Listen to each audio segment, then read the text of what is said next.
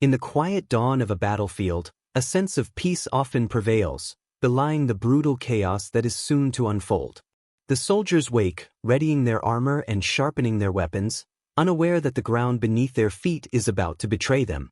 Across the horizon, commanders in their tents go over their final plans, strategizing the movements that they believe will lead to glory. To the untrained eye, it's just another military campaign, but beneath the surface, a storm is brewing, one that will alter the fates of thousands. The year is 53 BC, and the location is the plains of Carrhae, a remote site in the Roman Empire's eastern frontier, an area steeped in political intrigue and military ambition. The battle is not one most would remember in the grand sweep of history, but its consequences are far-reaching. Here, we see the culmination of years of tension where the ambitions of two powerful forces are about to collide: the might of the Roman Republic, led by a man whose name was already legendary, Crassus, and the determined resistance of the Parthian Empire under the leadership of their general, Surina. Crassus, a man driven by ambition and a desire to match the glory of his contemporaries, has long sought military distinction. As a member of Rome's first triumvirate alongside Julius Caesar and Pompey, Crassus has already made a fortune in business and politics, but his true desire is to secure a military triumph of his own. With the political landscape in Rome volatile, Crassus hopes that a successful campaign in the East will elevate him to the status of his fellow triumvirs, bringing him unparalleled prestige and influence. He eyes the Parthian Empire, a powerful force stretching from the Mediterranean to the Indian subcontinent, as the perfect opponent to gain that victory. The Parthians, with their vast resources, their cavalry, and their formidable military reputation, are a worthy adversary, and Crassus, though cautious, sees this as his opportunity. The Parthian general Surina, however, is no stranger to the realities of warfare. Young, talented, and revered by his people, Surina has been watching the Roman advance with keen interest. He knows that Crassus' thirst for glory could be his downfall. Surina understands the strategic advantage of his cavalry, especially the legendary Parthian cataphracts, heavily armored cavalry that can strike with devastating force. He recognizes the potential in the Roman invasion, and though vastly outnumbered, Surina's forces are built to fight in a way that is different from anything Crassus' army has encountered before. Crassus' Roman army, famed for its discipline, formations, and tactical precision, moves steadily across the landscape toward Carrhae. The soldiers are seasoned, battle-hardened veterans, their formation built for speed, efficiency, and devastating close-quarters combat.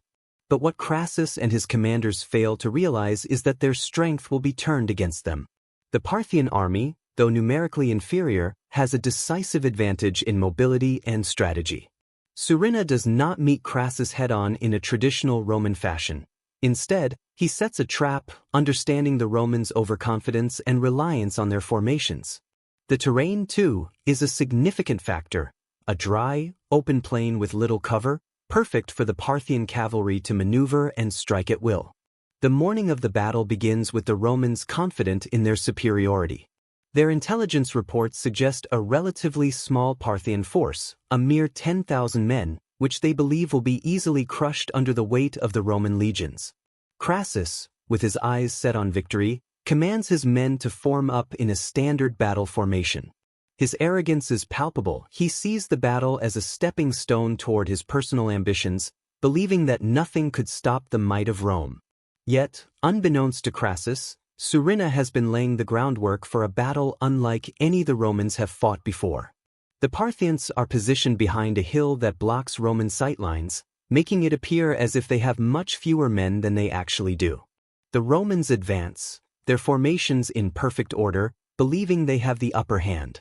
As they march toward the Parthian lines, the ground beneath them feels oddly silent. But that silence is merely the calm before the storm. At first, the Parthians make a show of retreating, luring the Romans deeper into the trap. The cataphracts, heavily armored horsemen, the heart of Parthian military power, begin to circle the Roman force. The Romans, unable to break their disciplined formation, struggle to respond. The speed and maneuverability of the Parthian cavalry are far beyond anything the Romans had prepared for. The Parthians strike from the flanks, piercing through the Roman lines with lethal precision. The Roman soldiers, who once stood proud and united, begin to falter under the onslaught. It is in these moments that the difference between the two armies becomes starkly clear. The Romans are entrenched in their tactics, committed to fighting in the style they know best. They are ill-equipped to deal with the swarming, fluid nature of Parthian combat. Surina understands this. He plays on the Romans' rigidity, knowing that their greatest strength, their formations, would become their greatest weakness. As the Parthians continue to harry the Roman legions, Crassus realizes too late that he has miscalculated. The battle, once a symbol of Roman might, has become a slaughter. The Roman soldiers, trapped in their formations, are slowly being encircled, their movements restricted. Crassus' decision to send his son, Publius, to the front in an attempt to break the stalemate only worsens the situation.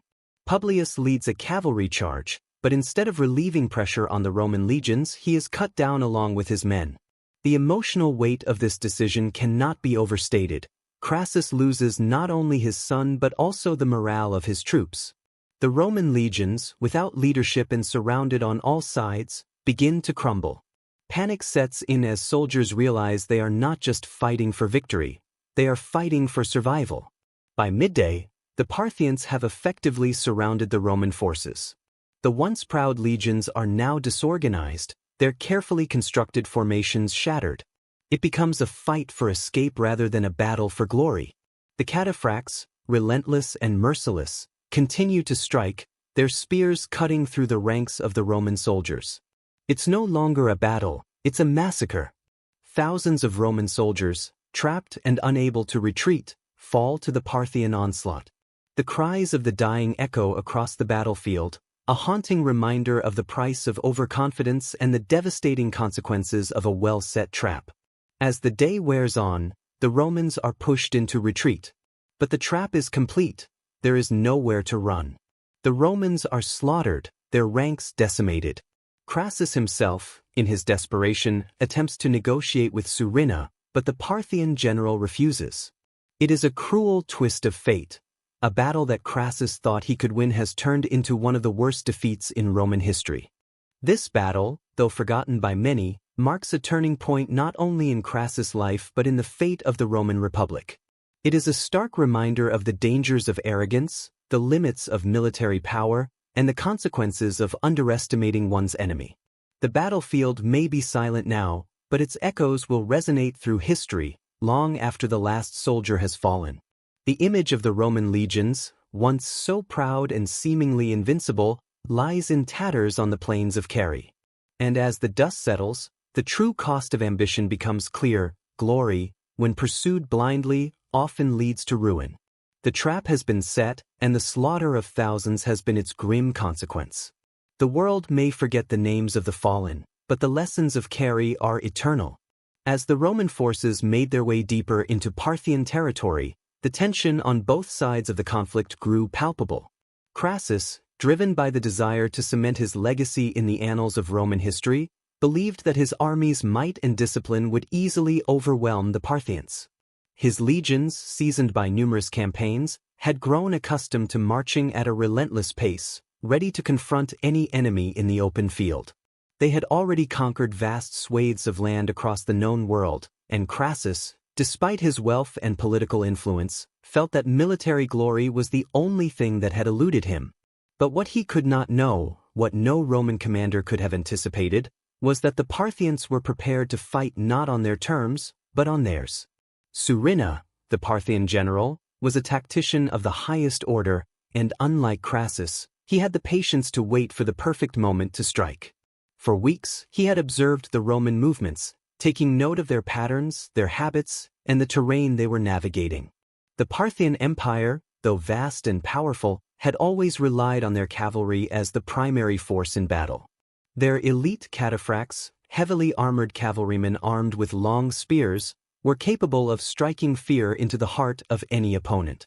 Surina knew that the Romans, with their rigid battle formations and reliance on infantry, were ill-prepared to face such a force. While Crassus marched his army forward, believing that the Parthians were too disorganized to mount a real defense, Surina was quietly arranging the pieces of a masterstroke. He deliberately chose the site for the battle with care, understanding that the Romans would not be able to use their superior numbers or formations to their advantage in such an open, flat terrain. The terrain of Carrhae was not suited to the Roman style of combat. There were few hills or natural barriers to block the movement of troops, and that would make the Romans vulnerable to the Parthian cavalry's mobility. The Parthians, for their part, did not rush to meet the Romans head-on. Instead, Surena opted to allow the Romans to advance into the heart of his trap. The initial skirmishes and small engagements were merely distractions, elaborate feints designed to lull the Romans into a false sense of security. The Parthians' true strength lay in their ability to move quickly, to strike hard, and then disappear back into the landscape.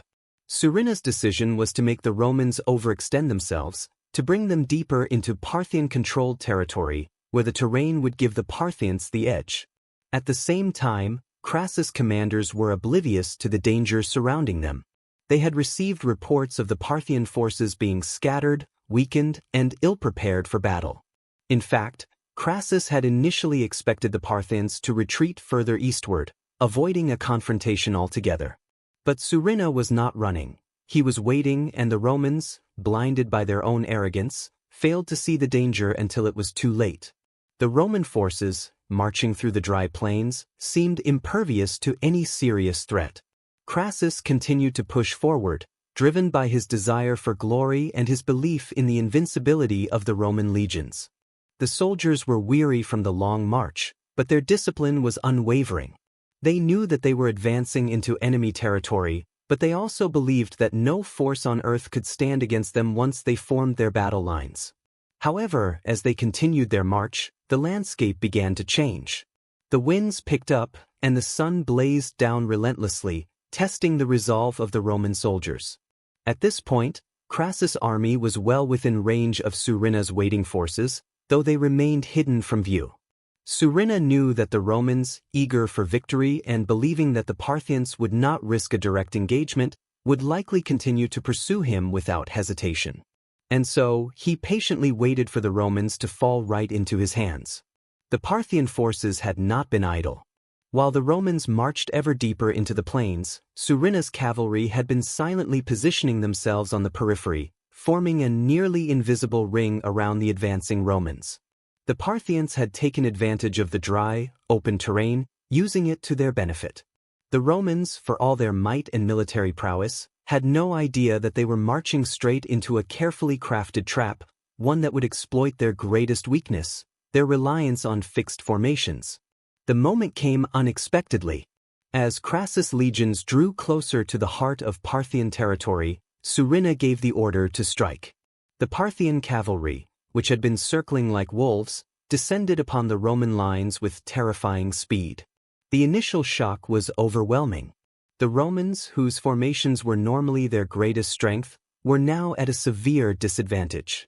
The Parthian cataphracts, clad in heavy armor and armed with long spears, crashed into the Roman ranks with devastating force.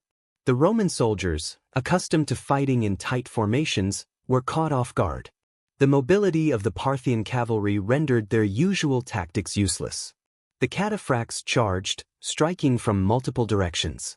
The Roman soldiers, unable to adjust their formations fast enough, were immediately thrown into chaos.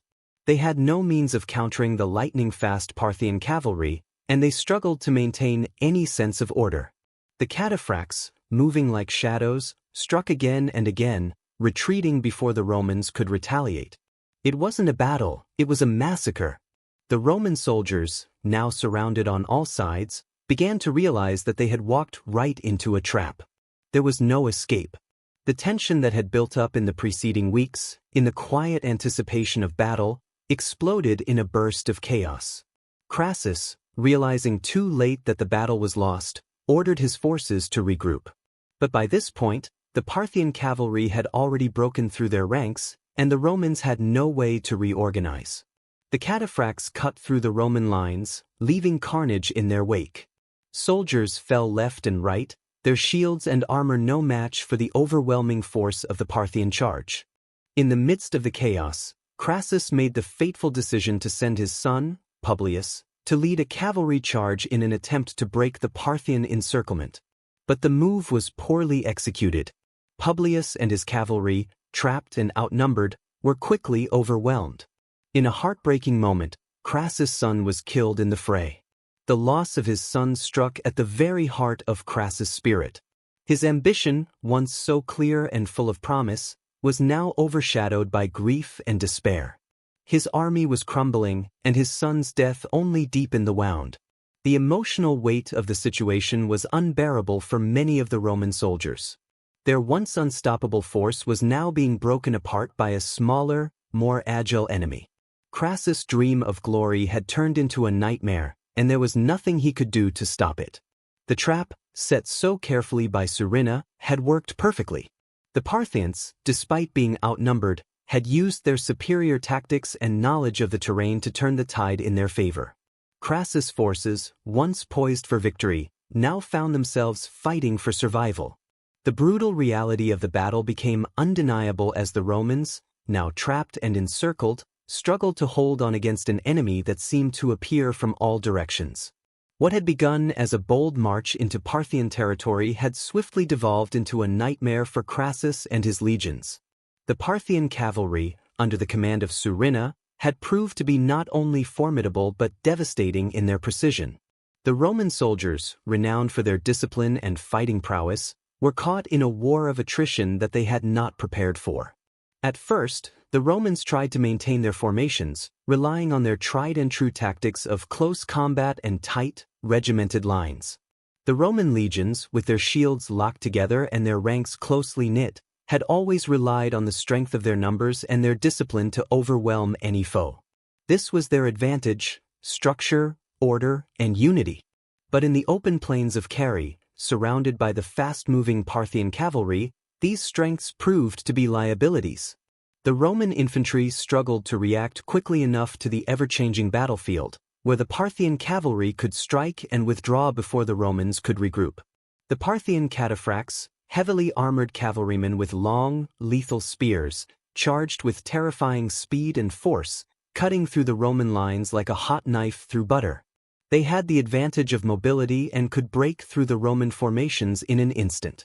The Romans, with their shields and heavy armor, were ill-equipped to deal with such fast-moving opponents. Their own cavalry, though experienced, was no match for the well-coordinated Parthian horsemen, who could strike from a distance and retreat before the Romans had time to react. As the battle raged on, the Romans found themselves unable to hold their lines. The cataphracts continued their relentless charge, swinging their spears with deadly accuracy, while the Roman soldiers were forced into hand-to-hand combat with a fierce and unrelenting enemy. The Roman legions, who had once been able to hold the line against all comers, now found themselves scattered and vulnerable. The rigid structure of their formations was no longer an asset, it was a hindrance. With the Parthians circling them on all sides, there was nowhere for the Romans to turn. It was in this chaos that Crassus made a critical decision. Desperate to turn the tide, he ordered his son, Publius, to lead a cavalry charge in an attempt to break through the Parthian lines and give the Romans a chance to regroup. Publius, a young and capable commander, took his forces into the heart of the battle, riding boldly into the fray. His mission was clear: cut through the Parthian cavalry, break the encirclement, and give the Romans the chance they needed to reorganize and mount a counterattack. But what was meant to be a desperate yet calculated move quickly turned into a disaster. As Publius and his cavalry plunged into the Parthian lines, they were met with an overwhelming response.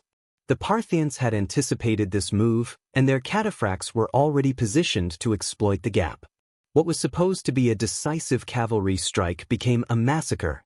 Publius and his men were cut down mercilessly, their charges crushed under the weight of the Parthian cavalry. Publius himself fell in battle, his death marking a turning point not only in the battle but in Crassus' entire campaign. The loss of his son was a personal blow that shattered Crassus' resolve and further demoralized the already beleaguered Roman forces. In the wake of Publius' death, the morale of the Roman soldiers plummeted. The hope of victory, once so tangible, now seemed like a distant dream. The sight of the Parthians riding triumphantly over the bodies of their fallen comrades only added to the despair. The Romans were no longer fighting for glory, they were fighting for survival. The Parthian cavalry, relentless and unyielding, continued to pound the Roman lines. Crassus, now fully aware of the scale of his mistake, attempted to rally his troops, but the damage had been done. His command was fractured, and his forces were disorganized. The soldiers, seeing no way out of the situation, began to break ranks. They had been betrayed not just by the terrain and the tactics of the Parthians, but by the very concept of Roman invincibility. They had believed that they could not be beaten, that their strength lay in their formations, their unity, and their training. Now, all of that seemed meaningless in the face of the Parthian cavalry's speed and ferocity. What followed was a relentless slaughter. The Parthian cataphracts, now fully in control of the battlefield, tore through the Roman ranks with devastating efficiency. The Romans, trapped and unable to regroup, were unable to put up any real resistance. The battle, which had once held the promise of glory, now seemed like a futile effort. The Roman soldiers, though skilled and brave, were outmatched at every turn. The Parthians, for all their perceived inferiority, had proven themselves masters of the battlefield.